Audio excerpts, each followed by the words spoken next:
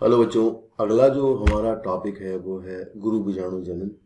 यहाँ हम देखेंगे कि भाई किस तरह से जो आपकी जो जो आपका बीजांड है, बीजांड के अंदर कोई कोशिका होती है और वो कोशिका आपकी किस तरह से एक दीर्घ बीजाणु का या फिर गुरु बीजाणु का निर्माण करती है। फिर वो गुरु बीजाणु आपका भविष्य में क्या करेगा, मतलब भविष्य में आपको पता है कि जो गुरु बीजाणु होता है वो मादा युग्मोद्भिद का निर्माण करता है। तो वो इससे अगला टॉपिक है। पहले एक छोटा सा टॉपिक है गुरु बीजाणु जनन का, उसको देखते हैं, उसके बाद हम मादा युग्मोद्भिद के विकास को भी देखेंगे। ठीक है, तो चलिए तो शुरू करते हैं आज की वीडियो। Thank you.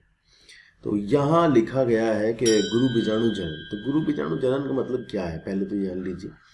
तो इससे पहले आप एक चीज और जान लीजिए कि जो आपका, जैसे मान लीजिए ये आपकी ओवरी होती है, ये आपका अंडाशय होता है नीचे इस तरह का। तो इस अंडाशय के अंदर आपको यहाँ पर आपको ओव्यूल दिखाई देता है। ठीक है, तो अब आपको समझना ये है कि कैसे ओव्यूल का डेवलपमेंट होता है। पहले हमें ये देखना है कि किस तरह से बीजांड बना है आपका, इस अंडाशय के अंदर बीजांड का निर्माण कैसे हुआ है। तो सबसे पहले तो हम यही देखेंगे कि बीजांड का निर्माण कैसे हुआ है।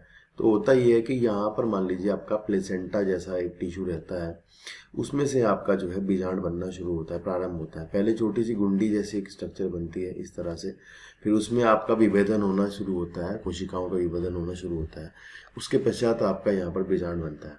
उसमें भी आप खास बात समझ लीजिए, यहाँ पर जो कोशिका होती है, यहाँ पर देखिए, यहाँ पर कुछ कोशिकाएं विभेदित होकर के एक कोशिका बनाती है, जिसे आप प्रपसु कोशिका कहते हैं, या फिर आपने पढ़ा होगा पीछे आर्चीस्पोरियल सेल कहते हैं, या फिर उसे हम कहते हैं प्रपसु कोशिका।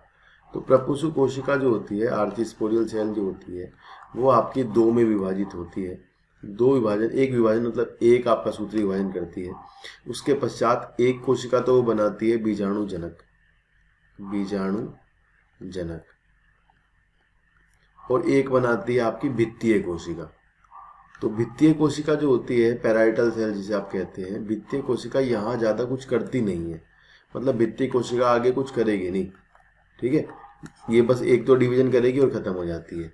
उसके बाद जो बीजाणुजनक कोशिका होती है, यही आपकी दीर्घ बीजाणु का निर्माण करेगी भविष्य में। ठीक है ना, तो देखते हैं दीर्घ बीजाणु का निर्माण कैसे होता है। तो होता ये है कि आपका जैसे जो बड़ा, मतलब जो आपका बीजांड होता है, बीजांड के अंदर आपका, जैसे मान लीजिए ये आपका बीजांड है, ठीक है, तो ये, और ये हमने जो है आपका एनाट्रोपस का बनाया है डायग्राम ना, एनाट्रोपस, क्योंकि आपकी बुक में जो दिया गया है वो एनाट्रोपस ही दिया गया है। तो यहाँ भी हम एनाट्रोपस देखेंगे। लगभग 82% पौधों में एनाट्रोपस ही मिलता है। तो यहाँ भी हम एनाट्रोपस के बारे में डिस्कस करेंगे। पहले होता यह है कि जो आपकी बीजाणुजनक कोशिका होती है, वो इधर, इसके जो मुख होता है बीजांड का, इधर होती है। प्रतिमुख जो होता है इसका यहाँ पर होती है। इसको अपने कहते हैं निभाग, निभाग। ये जो इसका अंदर का हिस्सा है इसको कहते हैं बीजांडकाय, बीजांडकाय। ठीक है, बीजांडकाय, निभाग, और ये इसका मुख है, या इसको आप कहते हैं माइक्रोपाइल या फिर प्रतिमुख, मुख लिख देते हैं। ठीक है, तो ये, और बाकी यहाँ इसके ऊपर कुछ कवर होते हैं जिनको आप अध्यावरण कहते हो। ठीक, अध्यावरण। ज़्यादातर यहाँ आप देखोगे जो द्विबीजपत्री पौधे होते हैं आपके, उनमें जो आपके अध्यावरण होते हैं, जो आपके कवरिंग होती है इसकी, उसको अपने क्या कहते हैं, मतलब ये बायोटैगमिक होते हैं, दो दो अध्यावरण होते हैं यहाँ पर। लेकिन अगर आप जिम्नोस्पर्म वगैरह में जाओगे तो वहाँ जिम्नोस्पर्म में जो आपके अनावर्तबीजी पौधे होते हैं, उनमें आपके अध्यावरण जो है वो एक एक मिलता होता है। ठीक है, तो वहाँ यूनिटैगमिक कंडीशन होती है। इसे हम यहाँ पर जो कहते हैं, ये आपकी बायोटैगमिक कंडीशन होती है।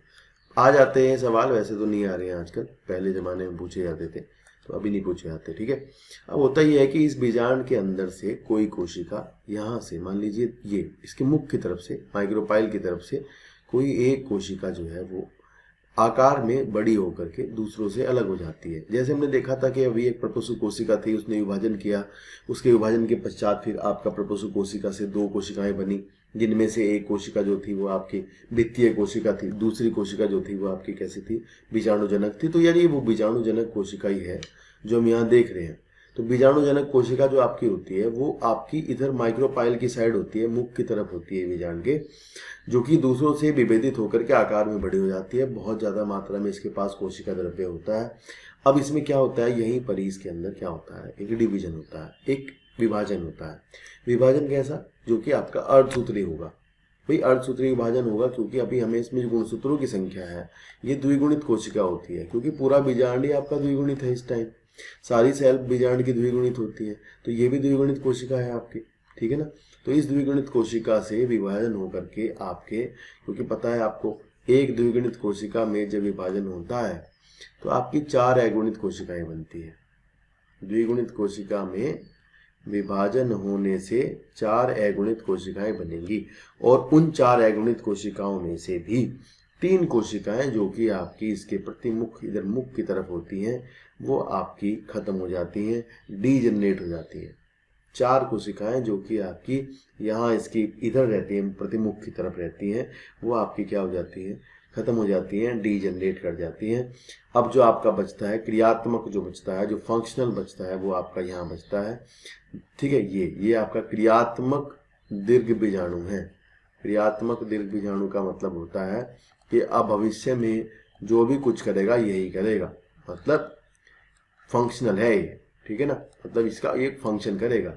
तो ये किधर होता है, ये पूछते हैं कि क्रियात्मक दीर्घ बीजाणु आपका किधर की साइड पे रहता है। तो आपको पता होना चाहिए कि भाई क्रियात्मक दीर्घ बीजाणु जो होता है हमारा वो निभाग की तरफ रहता है। ज़्यादातर में निभाग की तरफ वाला ही एक्टिवेट रहता है, बाकी 3 खत्म हो जाते हैं। कई बार देखा जाता है कि इधर का भी, ये इधर वाले भी कुछ जगह पर ऐसा होता है कि इधर वाला जो होता है ये आपका एक्टिवेट रह जाते हैं, इसकी तरफ मुख वाले, जो मुख की तरफ वाले हैं इसके, ठीक है। जबकि हमारा नॉर्मल तो यही रहता है कि जो कि निभागीय मतलब चलेजा की तरफ वाला जो आपका वो होता है बीजाणु, वो एक्टिवेट रहता है। ध्यान रखना यहाँ पर अगर आपसे पूछा जाए कि ये एक सीधी रेखा में कहाँ लगे मिलते हैं, दीर्घ बीजाणु जब आपके बनते हैं तो ये सीधी रेखा में कब लगे होते हैं, रेखीय प्रक्रम में कब होते हैं। तो आपको ध्यान रखना है कि आपको ये ऐसे लिखा मिलेगा, लीनियर टेट्राड। लीनियर का मतलब होता है सीधी रेखा में। तो लीनियर टेट्राड आपको कहाँ मिलता है, ये मादा वाले पार्ट में जब आपका मियोसिस या अर्धसूत्री विभाजन होता है तब आपको लीनियर टेट्राड प्राप्त होता है, ठीक है। ये क्वेश्चन पूछ ले आता है, बहुत ज़्यादा इंपॉर्टेंट है, ठीक है।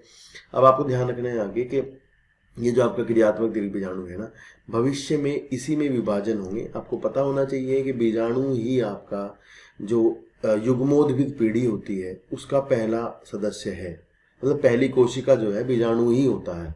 तो अब बीजाणु आपका क्या करेगा, विभाजन करेगा। विभाजन करने के बाद जो भी संरचना बीजाणु बनाते हैं, प्लांट के केस में, पौधों के केस में, वो आपकी युग्मोद्भिद होती है। ये आप ध्यान रखेंगे, जो भी संरचनाएं बनाते हैं वो आपकी संरचना युग्मोद्भिद संरचना कहलाती है, ठीक है। तो यार यही यहाँ लिख देते हैं कि भाई ये बीजाणु आपका भविष्य में क्या बनाने वाला है, युग्मोद्भिद, ठीक है, ये बनाने वाला है। तो युग्मोद्भिद आपकी कैसी संरचना हो जाएगी, क्योंकि ये तो बीजाणु से बनेगी, तो ये पूरा आपका युग्मोद्भिद जो होगा ये आपका अगुणित रहेगा, ठीक है, अगुणित संरचना होती है। फिर युग्मोद्भिद भविष्य में फिर आपका युग्मक का निर्माण करता है, युग्मक उसी के अंदर होता है। मतलब आपको पता भी है कि जो आपके आवर्तबीजी पौधे हैं इन्होंने अपनी युग्मोद्भिद पीढ़ी को बहुत छोटा कर लिया है। बहुत छोटा का मतलब बिल्कुल ही छोटा कर लिया, उसको छुपा के रखते हैं अंदर। जबकि टेरिडोफाइटा वगैरह में आप देखना कि युग्मोद्भिद जो होता है वो अलग से जमीन पे गिरता है बीजाणु, और फिर वहाँ अलग से एक आपकी संरचना बनती है जिसे कहते हैं प्रोथेलस। तो प्रोथेलस वहाँ युग्मोद्भिद का काम करता है। यहाँ तो युग्मोद्भिद सीधा सीधा क्या होता है, जमीन पर बन जाता है, लाइक इस तरह से, ठीक है। मतलब सॉरी, यहाँ तो युग्मोद्भिद भी आपका जो है वो बीजांड के अंदर ही बन जाएगा, बीजांड से बाहर नहीं निकलेगा। और यही खास बात है कि बीजांड के अंदर युग्मोद्भिद का बनना और इसके अंदर ही आपका निषेचन वगैरह जो भी कुछ होना है, फर्टिलाइजेशन वगैरह इसी के अंदर होना, यही आपका बीज का निर्माण करता है। बीज का बनना इसी पर निर्भर करता है कि आपका जो निषेचन है वो आपका बीजांड के अंदर ही होगा, क्योंकि भविष्य में बीजांड ही आपका बीज बनेगा। बीजांड के कवर जो होंगे वो बीज के कवर बनेंगे, ठीक है ना। तो ये खास बात है इसकी। एक बार देखते हैं यहाँ आपकी किताब ने क्या लिख के दिया है। यहाँ इन्होंने लिख के दिया है कि गुरु बीजाणु मात्र कोशिकाओं से, गुरु बीजाणु मात्र कोशिका यानी दीर्घ बीजाणु मात्र कोशिका यानी मेगास्पोर मदर सेल से गुरु बीजाणुओं की रचना के प्रक्रम को गुरु बीजाणु जनन कहते हैं।